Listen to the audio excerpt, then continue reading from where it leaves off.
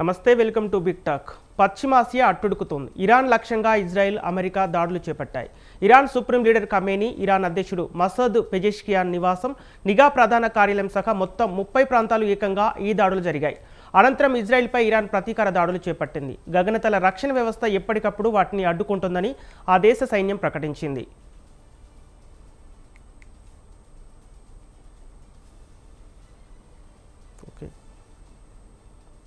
ఇదే అంశంపై మనతో చర్చించడానికి విశ్లేషకులు మస్తాన్ రావు, అలాగే స్టాక్ మార్కెట్ విశ్లేషకులు ప్రభు లైవ్లో సిద్ధంగా ఉన్నారు. నమస్కారం అండి మస్తాన్ రావు గారు.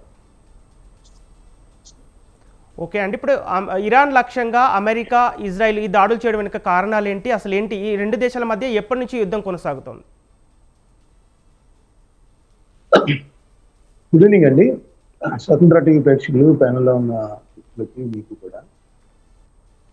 ఇరాన్ అనే కాదు, అమెరికా వైఖరి చూస్తే ప్రపంచంలో ఏదైతే తన మాట వినదో ఆ దేశాన్ని టార్గెట్గా చేస్తూ ముందుకెళ్తున్న పరిస్థితి మనం చూస్తాం.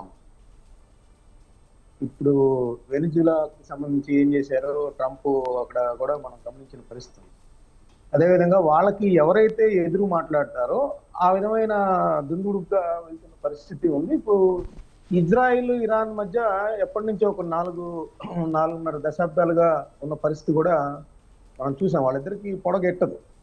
యాక్చువల్గా లాస్ట్ ఇయర్లో చూసినట్టయితే మనకేంటంటే అణు యుద్ధాల సాకు పేరుతో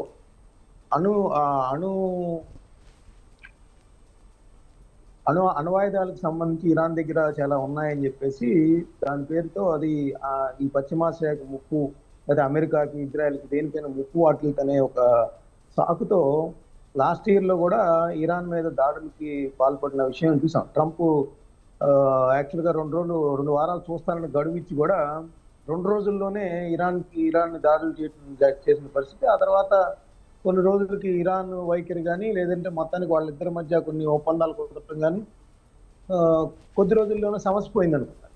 అయితే అది సమస్య పోలా, అమెరికా కానీ ఇజ్రాయెల్ కానీ మరింత వ్యూహాత్మకంగా మళ్ళీ ఇప్పుడు స్టార్ట్ చేసిన పరిస్థితి ఇరాన్ మీద దాడులను కూడా చూడొచ్చు. అయితే ఇరాన్ కూడా ఇక నుంచి ఉపేక్షించే పరిస్థితుల్లో లేదు. అది కూడా ఎదురుదాడి బిగిన్ చేసింది. అమెరికా మీద అయినా, ఇజ్రాయెల్ మీద అయినా కూడా ఇప్పుడు ఎదురుదాడులు బిగిన్ చేసింది. అయితే అమెరికా లాంటి దేశం సపోర్ట్తో ఇజ్రాయెల్ గత కొన్ని సంవత్సరాలుగా ఇరాన్ మీద కావచ్చు, ఆ చుట్టుపక్కల దేశాల మీద కావచ్చు, ఎట్లాంటి అజమాయిషీ చేస్తుందో కూడా మనం గమనించిన పరిస్థితి. అయితే ఏంటంటే ఇప్పుడు ఇరాన్కి సంబంధించి కానీ, ఇజ్రాయెల్కి సంబంధించి కానీ ఇతర దేశాలన్నీ కూడా వాళ్ళ ఎవరైతే పౌరులు అక్కడ నివసిస్తున్నారో వాళ్ళందరినీ కూడా వచ్చేసేమని గత కొన్ని రోజులుగా వార్న్ చేస్తా ఉన్నారు. ఈ రోజు అది పతాక స్థాయికి చేర్చుకుంటుందో అక్కడ వాళ్ళందరి రక్షణ కూడా ఇప్పుడు ప్రశ్నార్థకంగా మారిన పరిస్థితి. ప్రధానంగా ఇజ్రాయెల్కు అమెరికా ఎందుకు మద్దతుగా నిలుస్తోంది? అంటే ఏ అంశాలను ప్రధానంగా తీసుకోవచ్చు? అంటే అక్కడ మనకు కనిపిస్తా ఉందండి. అక్కడ ఏంటంటే ఏదైతే ఇరాన్ కావచ్చు, ఇరాక్ కావచ్చు, ఈ దేశాలన్నీ ఉన్నాయో ఆ దేశాల్లో ఏంటి ప్రధానంగా మనకి ఇక్కడ చమురు నిల్వలు ఉంటాయి. ఆ చమురు నిల్వల మీద ఆధిపత్యం కోసమే ఇదంతా కూడా జరుగుతుందనేది మనం చెప్తాం. బ్యాక్గ్రౌండ్లో ఉంది అయితే అది. ఇక ఇజ్రాయెల్ విషయానికి వస్తే ఇజ్రాయెల్కి ఎందుకు సపోర్ట్ చేస్తుందంటే అది అందరికీ తెలిసిన బహిరంగ రహస్యమే. ఇజ్రాయెల్ని మొదటి నుంచి కూడా అమెరికా అక్కడ ఒక మిగతా కంట్రీలన్నిటి కూడా అదొక స్థావరంగా ఉపయోగపడుతుంది. కాబట్టి వాళ్ళందరినీ అదుపు చేయాలంటే ఇజ్రాయెల్కి మద్దతు పలకాలనేది అక్కడ అమెరికా యొక్క లక్ష్యం. సో దానిలో భాగంగానే ఎప్పుడు కూడా ఇజ్రాయెల్కి సపోర్ట్గా ఆయుధ సంపత్తి కావచ్చు, నిధుల పరంగా కావచ్చు, ఏ విధంగా చూసినా కూడా సపోర్ట్ చేస్తూ ఉంది. అది ఓపెన్గా కూడా కనిపిస్తున్న పరిస్థితి. అయితే అక్కడ ఏంటంటే ప్రధాన అంశం ఏంటంటే చమురు నిల్వల మీద ఆధిపత్యం. దానిలో భాగంగానే ఇదంతా జరుగుతుంది అనేది మనం గ్రహించాల్సింది. ఇప్పుడు ఇరాక్ మీద కూడా గతంలో రసాయన ఆయుధాలు ఉన్నాయని చెప్పేసి ఆ రోజు సద్దాం హుస్సేన్ లాంటి వాళ్ళు కూడా ఏ విధంగా వాళ్ళు అమెరికాని ఎదుర్కొన్నప్పటికీ కూడా అమెరికా సైనిక బలం ముందు వాళ్ళ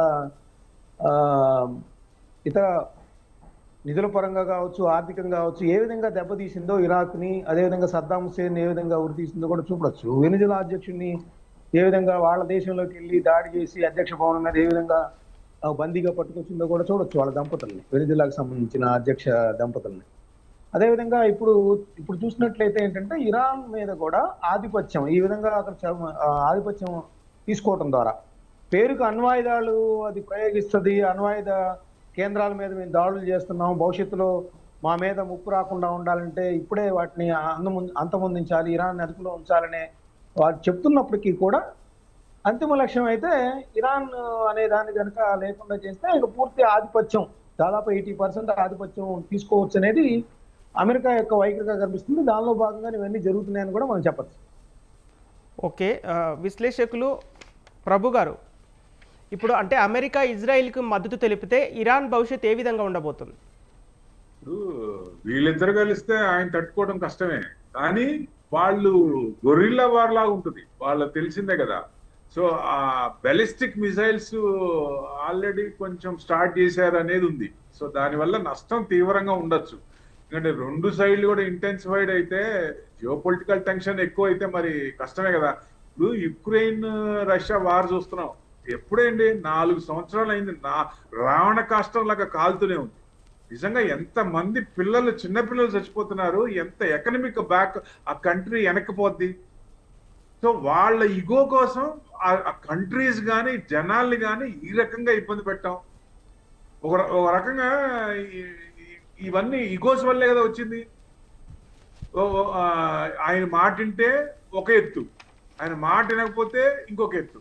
అంటే లల్లు గారు ఒక మాట అనేవాళ్ళు, जब तक आलू में समोसा रहेगा तब तक लल्लू बिहार में रहेगा. అంటే जब तक ट्रंप यूएस में रहेगा तब तक टैरिफ टैक्स रहेगा. ఆయన సీట్ లో ఉన్నంత కాలం ఈ టెరిఫ్లు కానీ, ఈ టెన్షన్స్ కానీ, ఈ శాంక్షన్స్ కానీ ఆయన వదిలిపెట్టడు. ఇవి కంటిన్యూ అవుతాయి.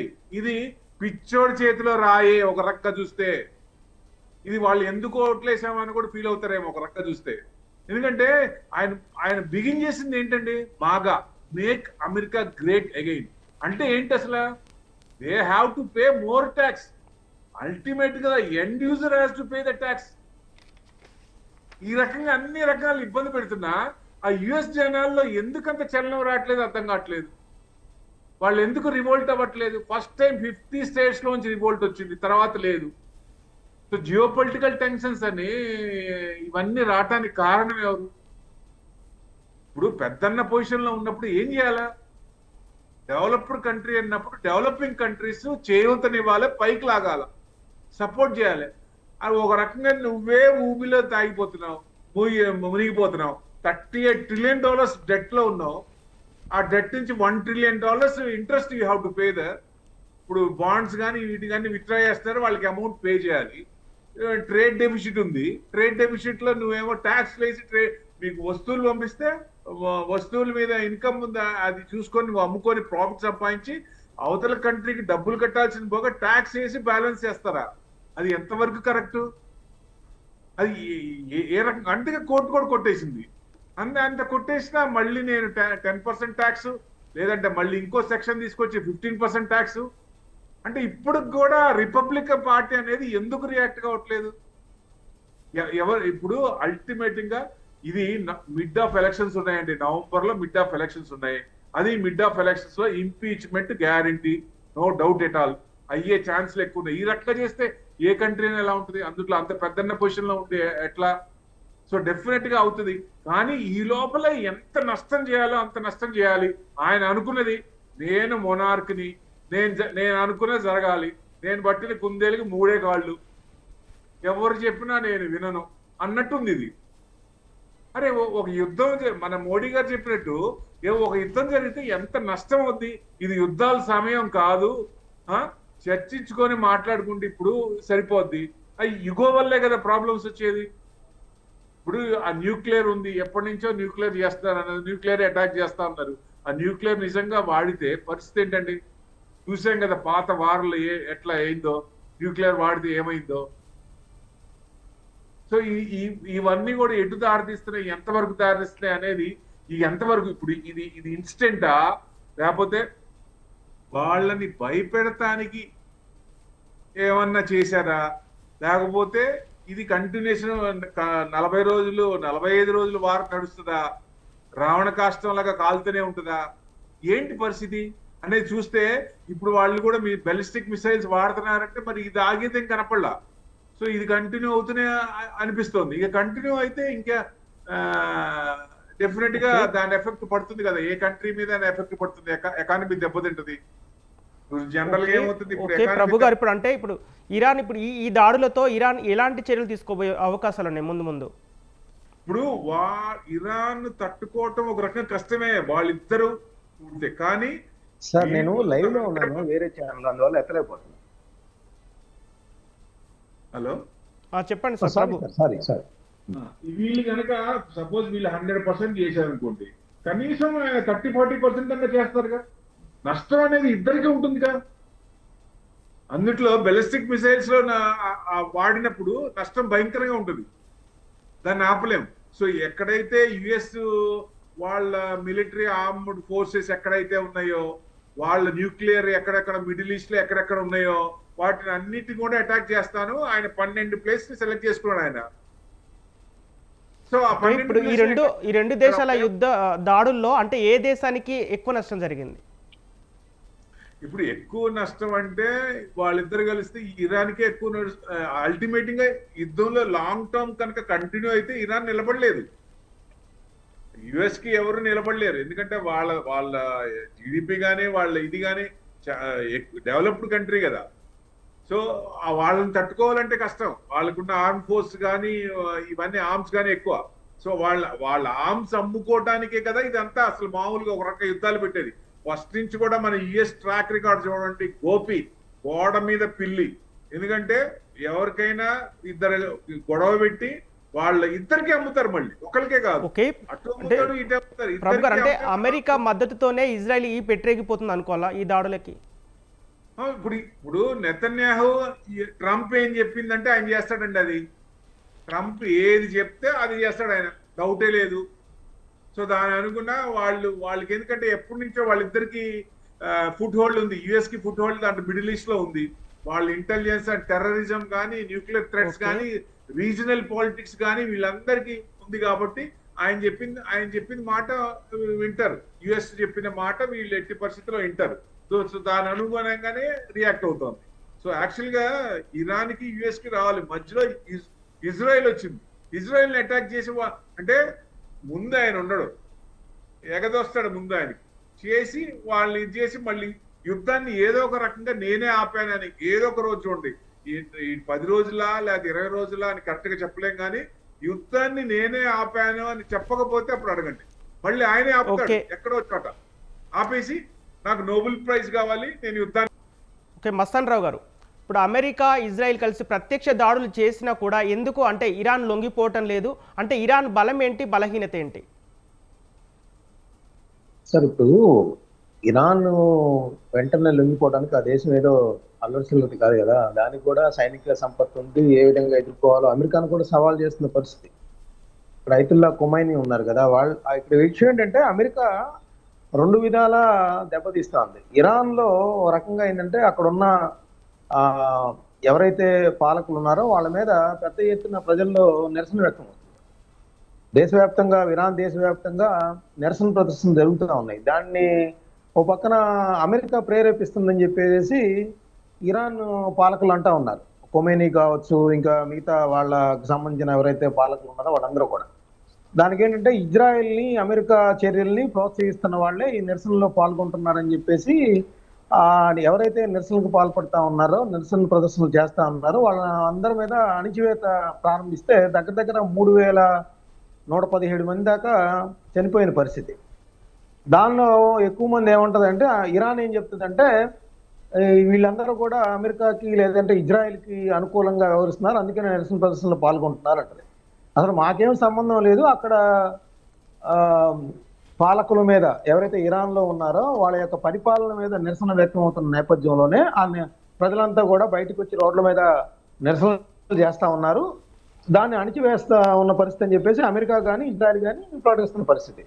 అయితే టోటల్గా అయితే ఇరానియన్స్ కూడా దాదాపు అధికారికంగా 3117 మంది అయినా కూడా ఇంకో 1000 మంది 10,000 మందికి పైగా లేకపోతే 30,000 మంది లోపు అక్కడ చంపేశారు కావాలని, ఎవరైతే నిరసన తెలియజేస్తున్నారో వాళ్ళందరినీ చంపేశారు అనేది దాని మీద ఒక పెద్ద వివాదం ఉంది. అయితే ఇరాన్ మాత్రం అధికారికంగా 3117 మంది చనిపోయారు. అంటే అక్కడ ఇరాన్ దేశంలోనేమో ప్రజల మధ్య అక్కడ పాలకుల మధ్య ఉన్న వైరుధ్యాలని అక్కడ ప్రోత్సహిస్తున్న పరిస్థితి. మరోవైపు ఏమో యుద్ధం రూపంలో అక్కడ అణ్వాయుధాలు వాళ్ళందరూ నిల్వహిస్తున్నారు. కాబట్టి మేము మొన్న గత ఏడాది మేము దాడి చేసినా కూడా మళ్ళీ ఇరాన్ అణ్వాయుధ కార్యక్రమాలను చేపడతా ఉంది, మళ్ళీ వాటిని పునర్నిర్మిస్తా ఉందని చెప్పేసి ఇప్పుడు అమెరికా కానీ ఇజ్రాయెల్ కానీ ప్రకటిస్తున్న పరిస్థితి. అంటే అటు దేశంలో కూడా అల్లర్లు చెలరేలాగా ఒక వ్యూహం పన్నారు, ఇటు యుద్ధం పరంగా కూడా వాళ్ళ మీద ధ్వంసం చేస్తున్నారు. అంటే ఇరాన్ని అన్ని వైపులా ఒక రకంగా అష్టదిగ్బంధం చేసిన పరిస్థితి కనపడతా ఉంది.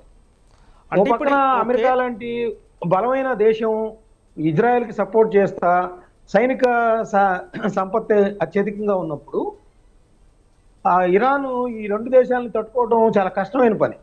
అందువల్ల ఇప్పుడు అనుకుంటుంది ఏంటంటే ఏమన్నా చైనా కానీ ఎవరైనా ఇరాన్కి సపోర్ట్గా ఇస్లామిక్ కంట్రీస్ కానీ ఎవరన్నా వాళ్ళకి మద్దతుగా వస్తే కనుక పరిస్థితి పశ్చిమాసియాలో ఎలా ఉంటుంది అనేది కొంత ఆందోళనకరమైన అంశం. ఆ చుట్టుపక్కల దేశాలు కూడా నిశ్చితంగా గమనిస్తున్నాయి, ఇండియాతో సహా. ఎందుకంటే ఇండియా ఇప్పుడు మొన్న నరేంద్ర మోడీ గారు కూడా వెళ్ళొచ్చారు ఇజ్రాయెల్. కానీ ఇక్కడ టోటల్ గా చూస్తే ఏంటంటే ఈ యుద్ధం ఎక్కడికి దారి తీస్తున్నాం అనేది ఇందాక సార్ చెప్పినట్టు ఇప్పుడు ఉక్రెయిన్ అనేది ఏదో చిన్నగా కబ్జా చేసే పరిస్థితి ఉంటుంది, రష్యా లాంటి పెద్ద దేశం అన్నారు. కానీ ఉక్రెయిన్ ఎలా మనం పోరాడుతా ఉందో 4 ఏళ్ళుగా చూస్తా ఉన్నాం. ఎందుకంటే రష్యా కూడా ముప్పు తిప్పులు పెడతా ఉంది. ఇప్పుడు అదే విధంగా ఇరాన్ కూడా అంత తేలిగ్గా లొంగిపోయే రకమేం కాదు. ఖచ్చితంగా అది ఎక్కడి దాకైనా పోరాడుతుంది. అమెరికాను కూడా ఎదుర్కొనే విధంగా వాళ్ళకి సత్తా ఉంది. అయితే చివరికి నిలుస్తా లేదనే తర్వాత విషయం. ముందైతే కొన్ని నెలల పాటు యుద్ధాన్ని కొనసాగించే సత్తా అయితే ఇరాన్కు ఉందనేది మనం ఇక్కడ చెప్పచ్చు. అంటే ఇప్పుడు బలమైన దేశాల మద్దతుని ఇరాన్ ఎలా ఎదుర్కోబోతుంది? అంటే ఏం లేదు, ప్రపంచ శాంతి కోరుకుంటాం, లేకపోతే ఇతర దేశాలు ఇట్లా అమెరికా వైఖరి గత కొంతకాలంగా ఎట్లా ఉందంటే తన మాట ఎవరింటలేదో వాళ్ళ మీద సుంకాలు వేయటం, లేదా ట్యాక్స్లు వేయటం, లేదా ఇంకో రకంగా వాళ్ళని నయానభాయన బెదిరించడం, ఇట్లాంటివన్నీ జరుగుతున్న పరిస్థితి. మొన్న మధ్య ఖతార్ మీద కూడా దాడి చేశారు. సో వెనిజులా అధ్యక్షుడి మీద వాళ్ళని బంధించి తీసుకొచ్చారు. సో ఇప్పుడు ఇండియా పాకిస్తాన్ విషయం చూస్తే నేనే యుద్ధం ఆపానంటారు ఆయన. దాదాపు 8 యుద్ధాలు ఆపాను, నా వల్ల ప్రపంచం అంతా కూడా శాంతిగా ఉంటుందని చెప్పేది అంటున్నారు. అంటే ఆయన ఒక సామ్రాజ్యవాద కాంక్ష. ఆయన ఏదో ఈ దేశాలన్నిటి మీద పెత్తనం చేస్తున్నట్టు, తాను చెప్తే ఇండియా వింటది, తాను చెప్తే పాకిస్తాన్ వినాల్సిందే, తాను చెప్తే ఇరాన్ వినాల్సిందే, రష్యా అయినా దిగి రావాల్సిందే, రష్యా దగ్గర ఎవరు చమురు కొనకూడదు, మా దగ్గర నుంచే కొనాలి, మన ఇండియా కూడా ఆంక్షలు పెట్టిన పరిస్థితి కదా. సో ఇట్లాంటి పరిస్థితుల్లో అమెరికా ఏంటంటే అది ఆర్థికంగా చాలా ఇబ్బందులు ఎదుర్కొంటా ఉంది. దేశంలో ఆర్థికంగా అమెరికా పౌరులు కూడా చాలా పరిస్థితిలో ఉన్నారు. ఇప్పుడు అమెరికా లాంటి బలమైన దేశం మద్దతున్న ఇజ్రాయిల్లో ఎందుకు అంటే అత్యవసర పరిస్థితి విధించే పరిస్థితులు కనిపిస్తున్నాయి? ప్రధానంగా అంటే ఈ దాడిలో చూసుకుంటే మొత్తంగా అంటే ఇజ్రాయిల్లోనే అధిక నగరాలు ధ్వంసమైనట్టు తెలుస్తోంది. సార్, ఇజ్రాయెల్ అనేది నిత్యం అక్కడ యుద్ధ మేఘాలు మసలు కమ్ముకునే పరిస్థితి ఎప్పుడు ఉంటది ఇజ్రాయెల్లో. ఎందుకంటే అక్కడ హమాస్ తీవ్రవాదులు ఇజ్రాయెల్ని అక్కడ గత కొన్ని సంవత్సరాలుగా జరుగుతూ ఉంది కదా, అక్కడ వాళ్ళది నిత్యం అది యుద్ధ రంగంలో తలపిస్తూ ఉంటది అనమాట. దానిలో ఎటువంటి సందేహం లేదు. అది ఇజ్రాయెల్లో ఏంటంటే అది ఎప్పుడు వచ్చి వాళ్ళ బాంబులు మీద పడతాయో అనే దిశగా ఉంటారు చాలా మంది ఇండియన్స్ కూడా. అక్కడ ఉన్నవాళ్ళు కూడా అది బయటికి వెళ్తే మళ్ళీ తిరిగి వస్తే వచ్చినట్టు, లేకపోతే ఎక్కడి నుంచి దాడులు పడతాయి అనే పరిస్థితి అక్కడ నెలకొని ఉంది ఆల్రెడీ, గత కొన్ని సంవత్సరాలుగా ఉంది. సో వాళ్ళేమి యుద్ధాలకు సంబంధించి వాళ్ళు ఇప్పుడు తెలుసుకున్న పరిస్థితి అది అలవాటు అయిపోయింది వాళ్ళకి. సో ఇప్పుడు ఏంటంటే ఇరాన్ని లొంగ తీసుకుంటానికి ఇజ్రాయెల్కి ఎంత మద్దతు ఇస్తుంది, ఇరాన్ చమురు నిల్వల మీద ఆధిపత్యం కోసం అమెరికా ఎంత మేర ముందుకు వెళ్తుంది అనే దాని మీద. ఎందుకంటే మొన్న గత కొన్ని రోజుల క్రితం చూసాం, మనం కొన్ని నెలల క్రితం 12 రోజుల పాటు యుద్ధం చేసి వాళ్ళ అణ్వాయుధ కేంద్రాల మీద ధ్వంసం చేశామని మళ్ళీ వెనక్కి తగ్గి మళ్ళీ ఇప్పుడు మళ్ళీ పునర్నిర్మిస్తున్నారు, అక్కడ దిశగా వెళ్తా ఉన్నారు. అది ఎన్ని రోజులు ఇరాన్ తట్టుకుంటుంది అనేది మనం వేచి చూడాలి. లేకపోతే ఇతర దేశాలు దానికి ఎంతవరకు మద్దతు ఇస్తాయో కూడా, ఎందుకంటే అమెరికా వెనకాల ఉందనేసరికి ఎవరు ముందుకు రారు కదా, అది అక్కడ పరిస్థితి. ఓకే మస్తాన్ రావు గారు, అంటే ఇప్పుడు ఇజ్రాయిల్ ఇరాన్ చేసే యుద్ధంలో ఇరాన్కు మద్దతుగా నిలిచే దేశాల జాబితాలో ఏ దేశాలు ఉండొచ్చు అంటారు? ఏ దేశాలు బహిరంగంగా ముందుకు వచ్చే పరిస్థితి సాహసం చేయవండి. ఏంటంటే ప్రపంచ శాంతి కావాలి, మీరు యుద్ధం జరగకుండా చూడండి అనే ఒక విజ్ఞప్తి అయితే చేయగలవు. కానీ ఇరాన్కి మద్దతుగా అమెరికా మీదకి లేకపోతే ఇజ్రాయెల్ మీదకి దాడులు చేసే పరిస్థితి ఏ దేశం కూడా సాహసించదు. అవి కేవలం ప్రకటనలు ఓకే. మాత్రమే ఉంటాయి. ఇస్లామిక్ దేశాలు గ్రూపుగా ఏర్పడి అలా ఇరాన్కి మద్దతుగా వచ్చే పరిస్థితి కూడా లేదు. ఎందుకంటే ఇరాన్ చాలా అమెరికా అనేది శక్తివంతమైన దేశం అనేది అందరికీ తెలుసు కదా.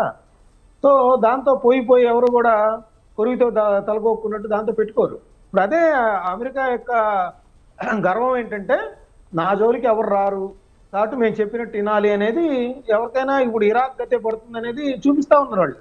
వెనిజులా గతే పడుతుందని.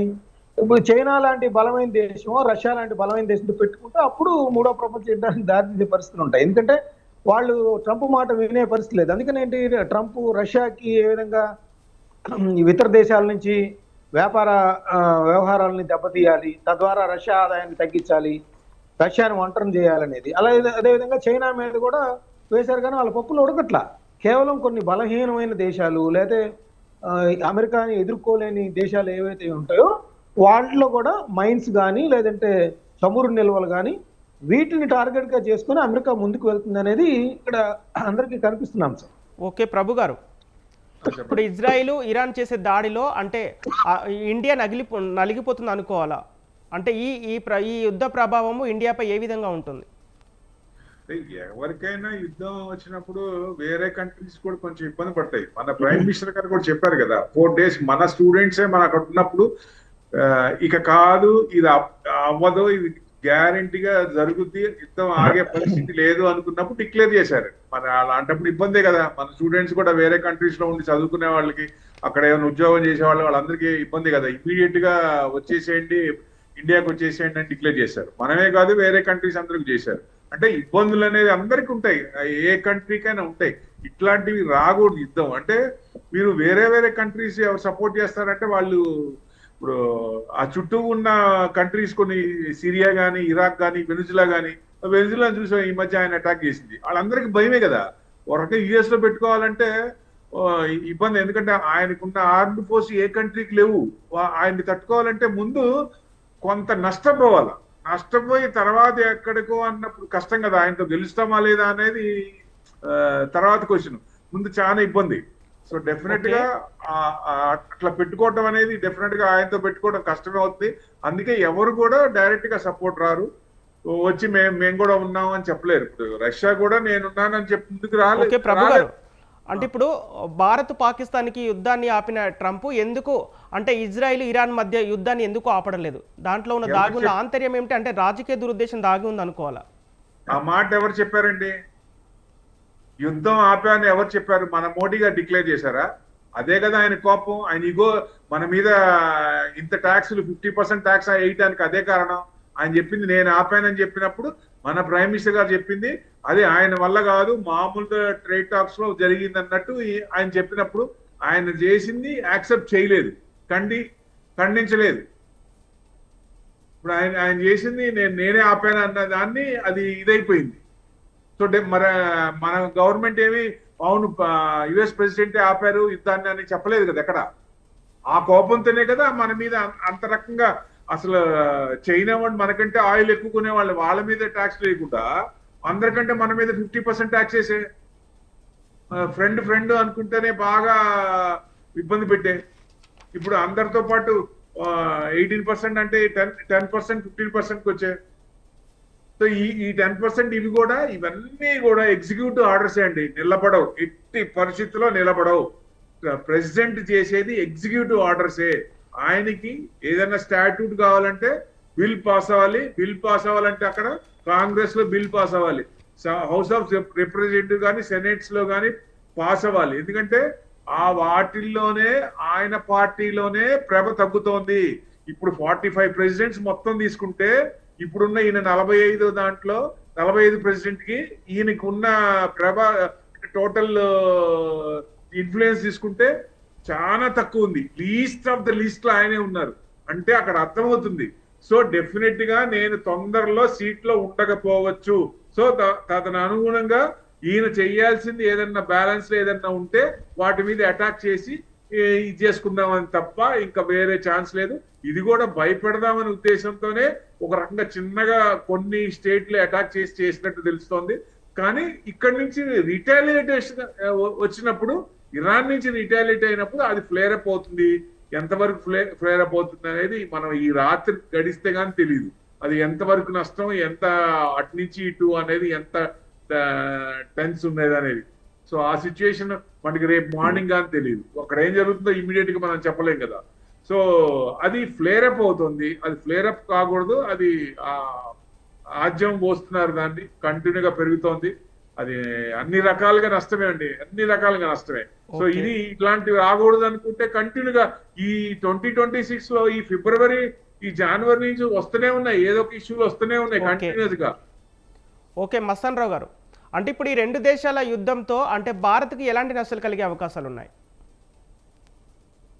అంటే ప్రత్యక్షంగా ఉన్నా లేకపోయినా కూడా ఆయా దేశాల్లో ఉండే భారతీయులు ఎవరైతే ఉన్నారో వాళ్ళందరూ కూడా వాళ్ళ రక్షణ అనేది ప్రమాదంలో పడినట్టుగా చెప్పాలి. గత కొన్ని రోజులుగా ఎవరైతే ఈ స్టూడెంట్స్ వీళ్ళందరూ ఉన్నారో వాళ్ళని వెనక్కి తెప్పించే కార్యక్రమాన్ని లేదా వాళ్ళకి పిలిపి ఇవ్వటం ఇన్ని జరిగినప్పటికీ కూడా అక్కడ ఎవరైతే నివసిస్తా ఉన్నారో, అక్కడ పనిచేస్తానో ఉద్యోగులుగా ఉన్న వాళ్ళందరూ ఉన్నారో వాళ్ళందరూ ఈ ప్రమాదం కూడా పడినట్టు. తర్వాత ఇంకోటి ఏంటంటే మనం ఇజ్రాయెల్తో కొంత సానుకూల దృక్పథంతో ఉన్నాం మొదటి నుంచి చూసినా కూడా. సో అది కొంత విదేశాంగ విధానం ఏంటంటే మనకి అన్ని దేశాలు సమానమైనది ఉంటుంది. ఎవరికి యుద్ధాలు ఇట్లాంటి విషయాలు వచ్చినప్పుడు ఎవరికి మనం సపోర్ట్ చేయాలి. ఈవెన్ యుక్రెయిన్ అదేవిధంగా రష్యా వచ్చినప్పుడు కూడా యుద్ధం లేకుండా చూసుకుంటే మీ ప్రాంతాలు అభివృద్ధి చెందుతాయి, లేకపోతే పౌరులు కూడా మృతి చెందకుండా ఉంటారు. ఆ విధంగా ముందుకు వెళ్ళాలనే పిలిపించి వచ్చారు నరేంద్ర మోడీ గారు. భారతదేశం మొదటి నుంచి కూడా ఆలీన విధానం అనమాట, అంటే ప్రపంచ శాంతిని కోరుకుంటా ఉంటది. సో అయితే ఏంటంటే ఈ యుద్ధం రావటం వల్ల ఏమైందంటే కొన్ని రకాల పరిణామాలు ఇండైరెక్ట్ గా ఇండియా మీద డైరెక్ట్ గా పడేది మనం చెప్పుకున్నాం. అక్కడ మన భారత పౌరులు ఎవరైనా ఉంటే వాళ్ళందరికీ పరిస్థితి. సో ఇరాన్తో కానీ, లేదంటే ఇజ్రాయెల్కి సంబంధించి కానీ, లేదా అమెరికాకి, ఈ మూడింటితో మన సంబంధాలు ఎలా ఉన్నాయి అనేదాన్ని పునఃసమీక్షించుకోవాల్సిన అవసరం వస్తుంది. ఎందుకంటే ప్రపంచం ఎప్పుడు కూడా బలవంతుల పక్కకే సపోర్ట్ గా వెళ్తా ఉంటాం పరిస్థితి. అంటే ఈ రెండు దేశాల యుద్ధం అంటే ప్రపంచ దేశాలపై ఎలాంటి ప్రభావం చూపే అవకాశం ఉంది? ఖచ్చితంగా ఉంటుందండి. ఎందుకంటే అది యుద్ధం ముదిరేకుంది. ఏమవుతుందంటే యాక్చువల్గా ఎవరైతే ఇట్లా దుందుడుగ్గా వెళ్తారో, సీరియస్ గా వెళ్ళి ఇట్లా ఈ విధంగా వన్ సైడెడ్ గా వెళ్ళి యుద్ధాలు చేస్తూ ఉంటారో వాళ్ళ మీద ప్రపంచవ్యాప్తంగా నిరసన వ్యక్తం అవుతున్న పరిస్థితి ఉంటుంది. దానిలో ఎటువంటి సందేహం ఉండదు. ఎందుకంటే ముఖ్యంగా ట్రంప్ మొన్న వచ్చిన తర్వాత ఆయన బహిరంగంగా చెప్పాడు, నా వెనకాల మా దేశం యొక్క సైనిక శక్తి ఉంది, దాన్ని చూసే అందరూ దడుస్తా ఉన్నారు, లేకపోతే ఇప్పుడు రష్యా ఈ పాటికే ఉక్రెయిన్ ఆక్రమించుకునేది. ఈవెన్ నాటో కూటమికి సంబంధించి కూడా ఆయన అలాంటి వ్యాఖ్యలు చేశారు. అంటే అమెరికా యొక్క సైనిక పాటవాలు కానీ, సైనిక శక్తి కానీ ప్రపంచంలో ఎదురు లేకుండా చేస్తుందనే ఒక అహంకారపూరితమైన మాటలు ఇటీవల కాలంలో మాట్లాడుతూ ఉన్నారు. అసలు ఆయన ఎక్కడి దాకా వెళ్ళారంటే ఆ నోబుల్ శాంతి బహుమతి ఎవరికి కావాలో అది ఒక చిన్న ఒక ముక్క లాంటిదని చెప్పేసి కూడా ఆయన వ్యాఖ్యానించిన పరిస్థితి. సో అంటే ఆయన ఏంటంటే ఇంకా ఇక్కడే కాదు, కొలంబియా కావచ్చు, లేదంటే ఇంకా ఇతర దేశాలు ఉన్నాయి కదా అక్కడ, మెక్సికో కానీ, క్యూబా కానీ, వాళ్ళకు కూడా వార్న్ చేశాడు. అమెరికా మాట అనకపోతే మీకు కూడా వెనిజులా పరిస్థితి పడుతుందని చెప్పేసి కూడా ఆయన వార్నింగ్ ఇచ్చిన పరిస్థితి. సో ఇవన్నీ ఏంటంటే ఖచ్చితంగా అమెరికాలో ఉన్న పౌరులు కూడా ట్రంప్ వైఖరిని వ్యతిరేకిస్తూ ఉన్నారు. అక్కడ సుప్రీంకోర్టు కూడా మనం ఎట్లాంటి తీర్పు ఇచ్చిందో గమనించాం. కానీ అయినా కూడా సుప్రీంకోర్టు తీర్పుని కూడా ఆయన లెక్క చేయట్లేదు. సో నేననేది ఏంటంటే ఖచ్చితంగా ఈ అమెరికా అధ్యక్షుడు ట్రంప్కి సంబంధించి ఆయన వైఖరిలో ఎప్పుడైతే మార్పు వస్తుందో కొంత వీటికి యుద్ధాలు వంటి వాతావరణం కానీ ఇట్లా ఒక అస్థిరమైన పరిస్థితి ప్రపంచవ్యాప్తంగా కనిపిస్తూ ఉంది. ప్రతి దేశం కూడా అమెరికా అధ్యక్షుడు మన దేశం వైపు చూడకుండా ఉంటే బాగుండనేది ఫీల్ అవుతున్న పరిస్థితి ఈ రోజు. ఓకే ప్రభు గారు, దాని చెప్పు. అంటే ఇప్పుడు ఇరాన్, ఇజ్రాయెల్ దేశాలు ఎందుకు అంటే ఎవరు ఏ దేశం ఎన్ని ఆయుధాలు కలిగి ఉంది, ఎవరి బలం ఎంత, బలహీనత ఎంత?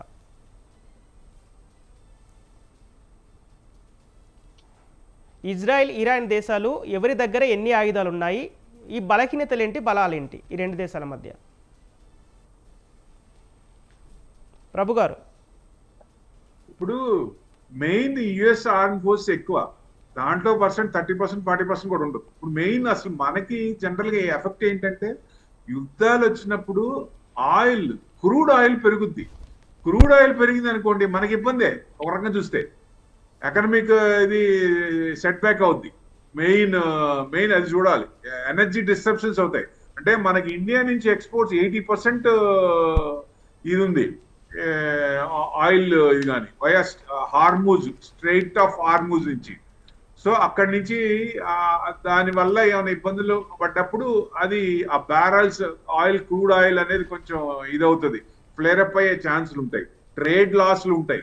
మన ఎక్స్పోర్ట్స్ ఎక్కువ బాస్మతి రైస్ 30 to 35% 6,374 ఇది అక్కడికి వెళ్తాయి. మన అవన్నీ హాల్ట్ అవుతాయి ఒక రకంగా చూస్తే. వాళ్ళ నుంచి రావాల్సిన డబ్బులు కూడా ఎక్కువ పర్సంటేజ్ బ్లాక్ అయిపోతాయి, మార్కెట్ కూడా డ్రాప్స్ అవుతాయి. ఫార్మర్ అంటే ప్రపంచ మార్కెట్ పై ఎలాంటి ప్రభావం పడే అవకాశం ఉంది ఈ రెండు దేశాల యుద్ధం నేపథ్యంలో? అదే చెప్తున్నా, మొత్తం ఎక్స్పోర్ట్స్ ఇంపోర్ట్స్ కూడా ఇబ్బంది పడతాయి మనకి. వాళ్ళ నుంచి ట్రేడ్ డెఫిసిట్ ఆల్రెడీ మనకి పంపించిన అమౌంట్ కూడా అడ్జస్ట్ కాదు.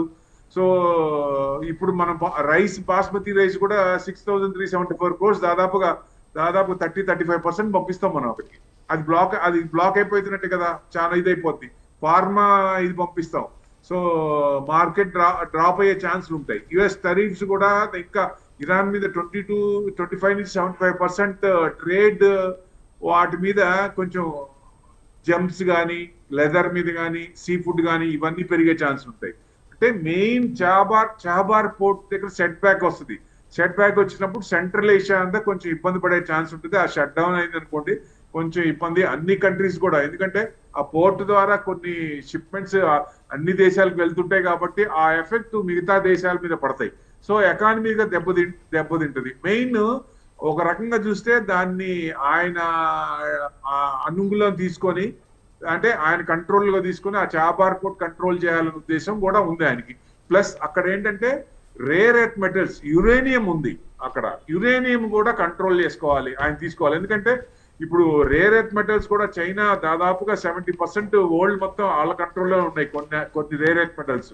ఇక మిగతా ఎక్కడైతే ఉన్నాయో వాళ్ళకి న్యూక్లియర్ ఇది ఉంది, కొంచెం వాళ్ళని అటాక్ చేసి ఆ న్యూక్లియర్ ధ్వంసం చేసి ఆ రేర్ ఎర్త్ మెటల్స్ కానీ, ఆ క్రూడ్ ఆయిల్ కానీ ఇట్లాంటివన్నీ ఆక్యుపై చేసుకోవాలనే ఉద్దేశంతో ఈ రకంగా ఆయన మొదలుపెట్టి అటు వెనిజులా కానీ ఇప్పుడున్న దాన్ని ఇరాన్ మీద కానీ ఆయన కంటిన్యూ చేస్తున్నారు. దీనివల్ల అంత నష్టమే కానీ ఎవరికి నష్టం?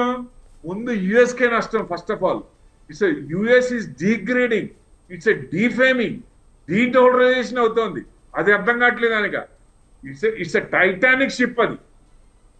ఎందుకంటే ఇప్పుడు మన జనాలందరూ యుఎస్కి వెళ్ళి జాబ్ చేయాలి, డాలర్ డ్రీమ్స్ అనేది తగ్గిపోతోంది. చూడండి ఇప్పుడు యుఎస్ వెళ్ళే వాళ్ళు కూడా ఎంతమంది తగ్గుతున్నారు. సో ఫ్యూచర్ లో నేను చెప్పేది, in future it may come, everyone wants to come to India and do the job.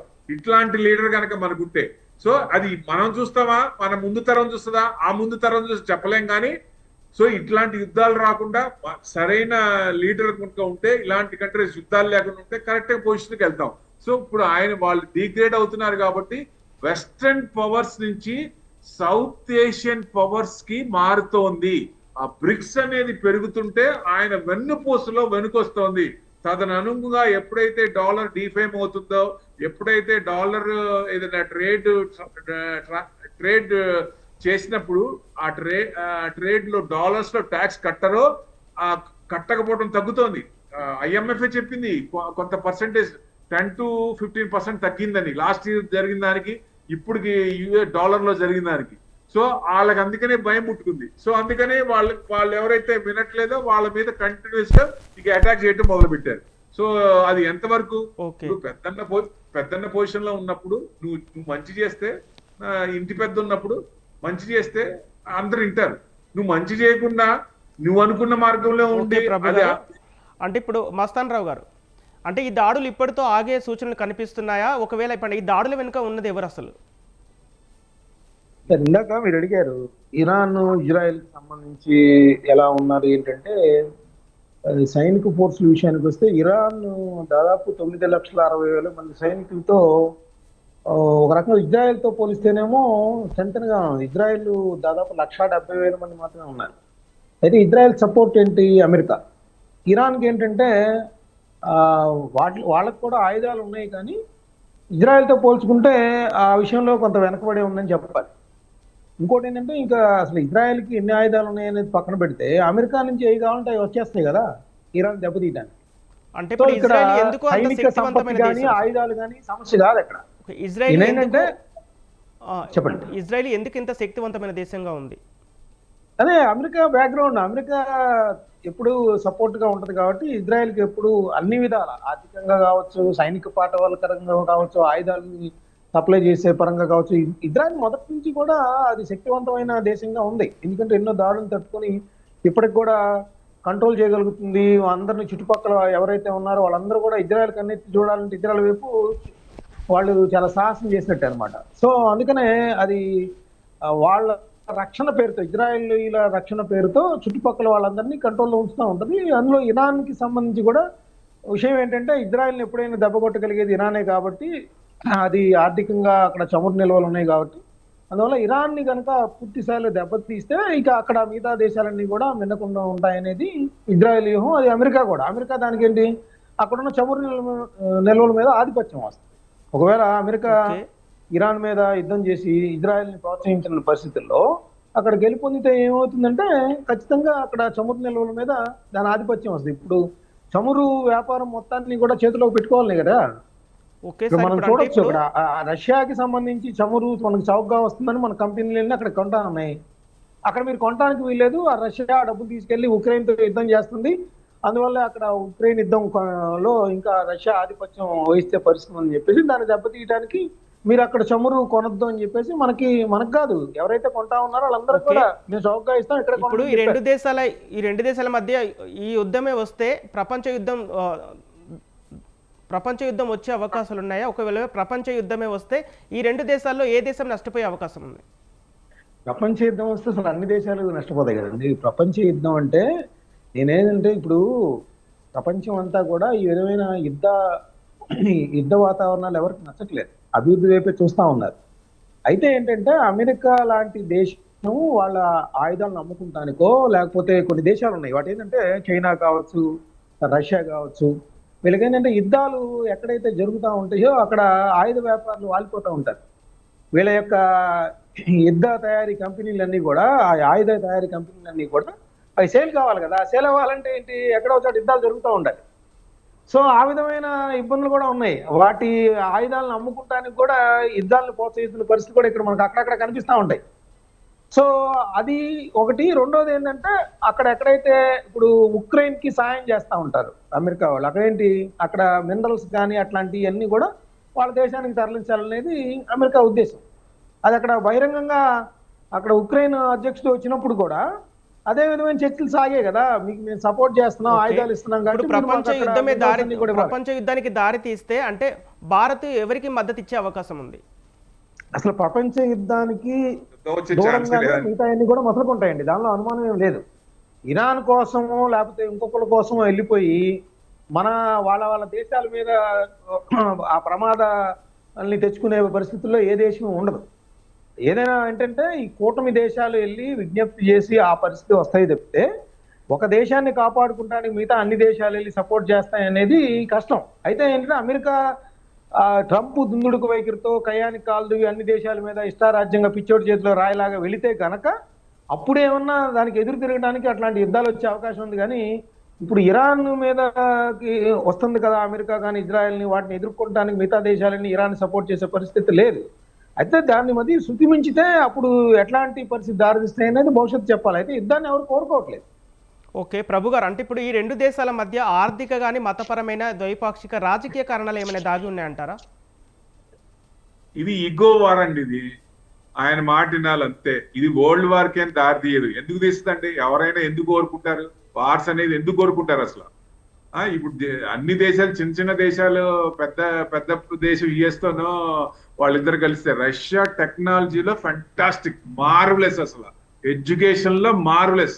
ఇప్పుడు కొన్ని స్టేట్లు కూడా వాళ్ళ ఎడ్యుకేషన్ ఇంప్లిమెంట్ చేస్తారు. ఇరిగేషన్ లో కూడా వాళ్ళు చేసే వ్యవసాయం చేసే దాంట్లో వాళ్ళు ఇంప్లిమెంట్ చేసే ప్రాసెస్ ని కొన్ని కంట్రీస్ మనం కూడా చాలా ఒక్కడి నుంచి తెచ్చుకుంటాం. సో అంత స్ట్రాంగ్ వరల్డ్. సో డెఫినెట్ గా ఎందుకంటే ఇట్లాంటి వాళ్ళు కలిసినప్పుడు ఒక రకంగా పైనుంచి వచ్చే ఆర్డర్స్ బట్టి చేస్తారు. కానీ ఇప్పుడు మన ప్రైమ్ మినిస్టర్ గారు నిన్నటిదాకా అక్కడే ఉన్నారు కదా. నిన్న యుద్ధం జరగకముందు ఒక రోజు ముందే కదా వచ్చింది. సో రిలేషన్స్ మనకి ఎప్పటి నుంచో ఉన్నాయి, దాదాపుగా ఒక 75 years అక్కడి నుంచి మంచి ఎప్పటి నుంచో ఉన్నాయి.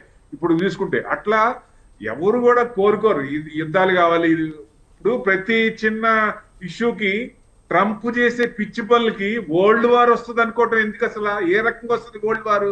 ఇది ఇది వాళ్ళు ఆలోచించుకోవాలా, యుఎస్ కంట్రీ ఆలోచించుకోవాలా, ఆ పార్టీ ఆలోచించుకోవాలా, ఈయన ఉంచాలా తీసేయాలా, ఇంపీచ్మెంట్ చేయాలా లేదా అనేది ఆ పార్టీ ఆలోచించాలా.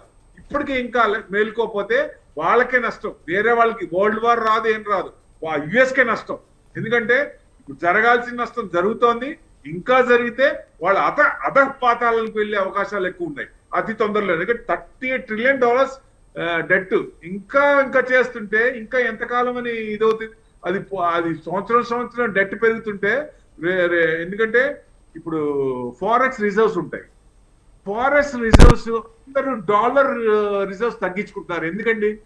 ట్రంప్ను చూసేగా, ట్రంప్తో భయపడేగా. ఏదన్నా ఇప్పుడు రష్యా మీద శాంక్షన్ చేసినవి రేపు మన మీద చేస్తే పరిస్థితి ఏంటి అనే ఆలోచన వచ్చినప్పుడే కదా మార్పు వచ్చింది.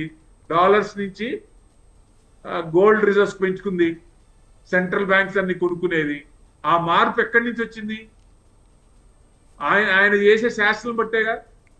ఒకప్పుడు మీకు చూసారు లేదో, వాళ్ళ అమ్మే చెప్పింది, దయచేసి నాయన పొలిటికల్ మాటకు రాబాకు, నువ్వు పొలిటికల్ వస్తే దేశం నష్టపోతుంది అని చెప్పిందావా. ఆయన చదువుకొని ఉద్యోగం చేసేటప్పుడు లేకపోతే బిజినెస్ చేసేటప్పుడు వ్యాపారం చేసే స్టార్టింగ్ లో నువ్వు ఈ సైడ్ వెళ్ళు కానీ ఈ సైడ్ వెళ్ళబాకు అని చెప్పిందావా. అది ఆయన మాట లేదు. సో ఆయన నష్టపోయిందే కాదు, ఆయనకేం నష్టం లేదు. ఒక రకంగా చూస్తే మీకు స్టార్టింగ్ లో కూడా is the manipulator of the stock market. Okay, అంటే ఇప్పుడు ఈ రెండు దేశాల యుద్ధం నేపథ్యంలో అంటే అమెరికా ఎందుకు రంగంలోకి దిగుతుంది? అంటే అమెరికానే ఇజ్రాయెల్ను రెచ్చగొడుతుంది అనుకోవాలా? ఇప్పుడు he is a pet of US, whatever he said he will do that. అంతే, వాళ్ళు చెప్పింది వింటాడు ఆయన నెతన్యాహు, అది చేయాల్సిందే. వాళ్ళకి రిలేషన్ అట్లా ఉంది. సో మన దాని ప్రకారం అనుగుణంగా అవుతుంది. అసలు నెతన్యాహుకు ఏం ప్రాబ్లం ఉంది? సో మెయిన్ ఈయన టెంపర్తనమే,